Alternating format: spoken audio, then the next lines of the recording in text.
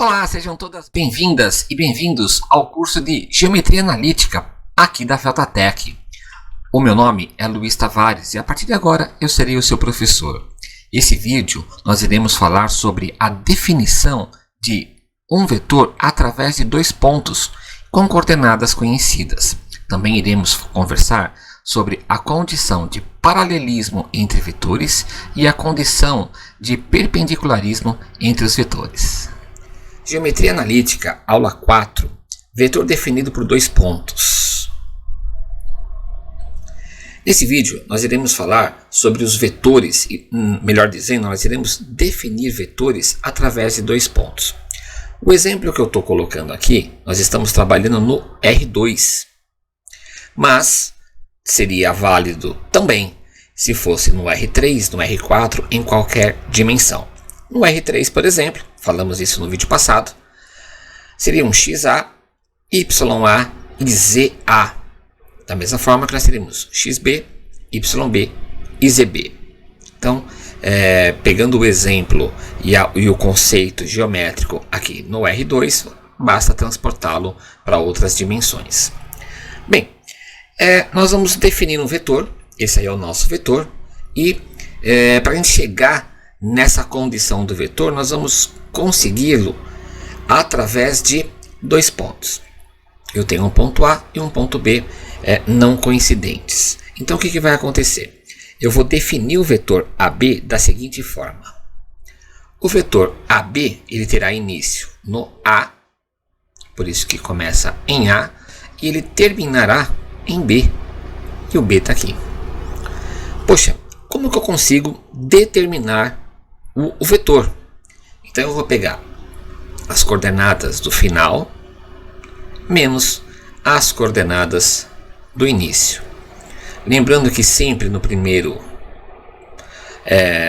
espaço aqui, ó, antes da vírgula, sempre serão as coordenadas referentes a x. Após a vírgula, sempre as coordenadas referentes a y. Se nós tivéssemos aqui o R3, nós teríamos novamente aqui um Z, uma vírgula, e teríamos as coordenadas Z, ZB menos ZA. Então, sempre ficará assim, XB menos XA, vírgula, YB menos YA, e aí a gente acaba definindo o vetor. Vou colocar aqui alguns exemplos para a gente pensar nesse conceito bem simples e intuitivo que nós acabamos de ver.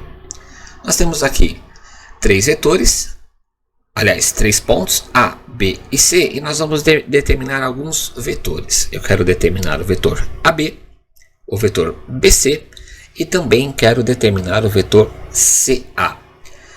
Para determinar as coordenadas, do vetor AB, o que eu vou precisar fazer? Eu vou pegar as coordenadas de B, XB menos XA e assim por diante. Então vai ficar assim, ó.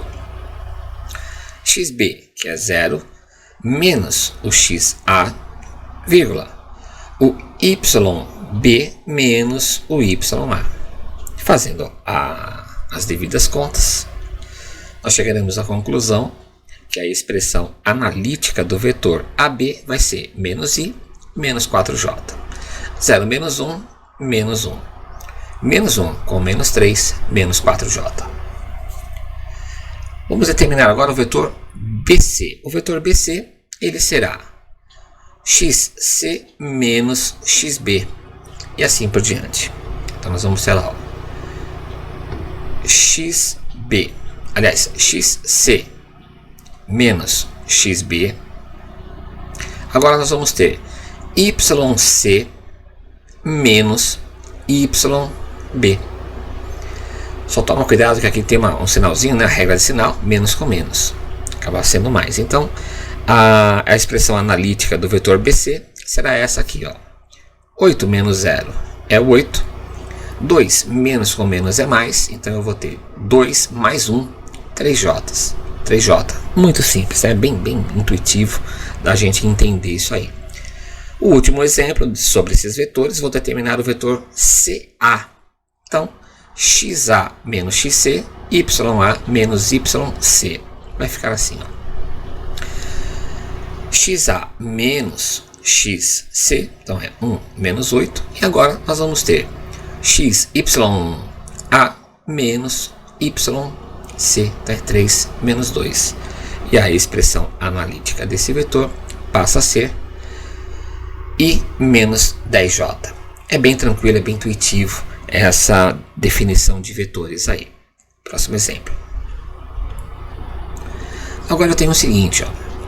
Eu tenho 3 pontos e eu quero as coordenadas de um quarto ponto aqui, de tal modo que a hora que eu unir essas orientações, essas coordenadas aqui, eu vou chegar no seguinte vetor. Vou fazer um vetor CD, de tal forma que o vetor CD é a metade do tamanho de AB. Então, repetindo, eu passo a ter 3 pontos conhecidos, um quarto ponto que eu não conheço as coordenadas, e eu quero determinar o vetor CD. Só que a única informação que eu tenho sobre CD é que CD é a metade do tamanho de AB. Então, fazendo as continhas, nós vamos fazer o seguinte, ó. O CD ele vai ser XD menos XC, menos com menos, e eu vou ter YD menos YC. Então, a coordenada são essas daí, e a expressão analítica de XD passa a ser essa aqui, ó. XD mais 2 e YD menos 4J. Fazendo o outro vetor agora. O vetor AB cai no exemplo que vimos na tela anterior. Então eu vou ter XB menos XA, YB menos YA. Escrevendo a expressão analítica do vetor, passamos a ter que o vetor AB é 4i menos 3j. Agora a gente vai fazer a expressão vetorial. Eu quero calcular o CD de tal forma que tenha a metade do comprimento de AB. Então, quem é o vetor CD? O vetor CD é toda esta expressão aqui. Então eu peguei toda esta expressão. As coordenadas de x, as coordenadas de y também. Tudo isso aqui é o vetor CD. O sinal de igual, metade do vetor AB. Coloquei o vetor AB aqui. A geometria analítica agora acabou. Agora é álgebra normal. Então o que a gente vai fazer? Nós vamos montar a distributiva aqui, ó, e a distributiva aqui também. Resolvendo, vai ficar assim: 2i menos 3 meios de j. Bem, e o que a gente vai fazer? Nós vamos pegar x é igual a x, coordenada y é igual a coordenada y. Então, o que é i com i, o que é j com j. Isso vai acabar gerando um sistema linear da seguinte forma. Eu vou ter, ó, xd mais 2 precisa ser igual a 2i. Tudo isso é i, tudo isso é i também. E a outra equação desse sistema, tudo que for j é igual a j. Então, consequentemente, nós vamos ter aqui, ó, esse cara. Opa, tem um q a mais aí, mas pode desconsiderar esse q. É igual a esse cara aqui. Então, repetindo, o que é x igual a x, o que é y igual a y. E aí, resolvendo esse sistema, nós vamos chegar à seguinte situação: que as coordenadas deste ponto aqui é x0 e y 5 meios. Tá? Não vou resolver o sistema passo a passo, porque eu acredito que você tem aí o seu método para resolução de sistemas lineares. Vamos dar uma olhadinha no próximo exemplo. O próximo exemplo é um assunto muito importante dentro da geometria analítica, que é a condição de paralelismo entre dois vetores. Vamos dar uma olhadinha, é bem simples, é bem rápido de como ter a certeza que dois vetores são paralelos entre si.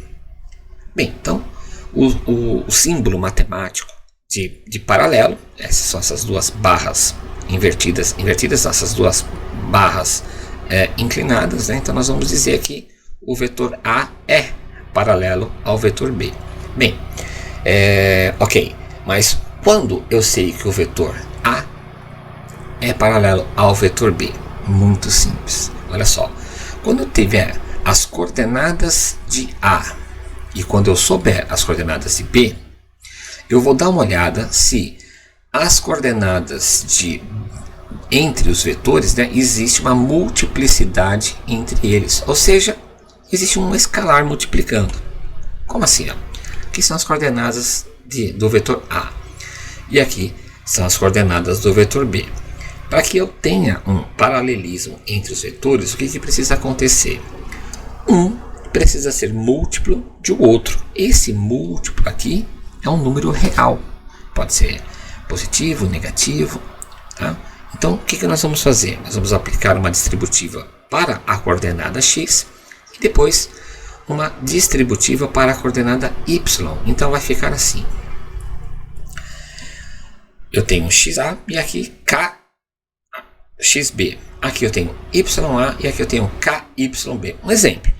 Se xa é 1 e o k for 4, então eu vou ter 1 e aqui 4. Se aqui for 2, o k não vale 4, então vai ficar 4 vezes 2, 8. Então, se o vetor A tiver coordenadas 1 e 2 e o vetor B tiver coordenadas 4 e 8, esses vetores são paralelos entre si. Por quê? Porque há uma proporcionalidade, né? Na verdade há uma multiplicidade entre as suas coordenadas. Vamos dar uma olhadinha. Esse aqui, nós vamos mais para frente, nós teremos uma aula específica sobre um ponto que será utilizado aqui, que é o produto escalar ou simplesmente o produto interno dos vetores. Vamos dar uma olhadinha como que acontece aí. Da mesma forma que os vetores paralelos, aqui os vetores perpendiculares, existe esse símbolo aqui que tenho certeza que não é novidade para você. Isso aqui representa perpendiculares. Então, o que está escrito entre parênteses, nós vamos ler que o vetor A é perpendicular ou ortogonal, como queira, ao vetor B. Quando? É aí que o segredo aparece. Quando o produto escalar, ou simplesmente produto interno, for igual a zero.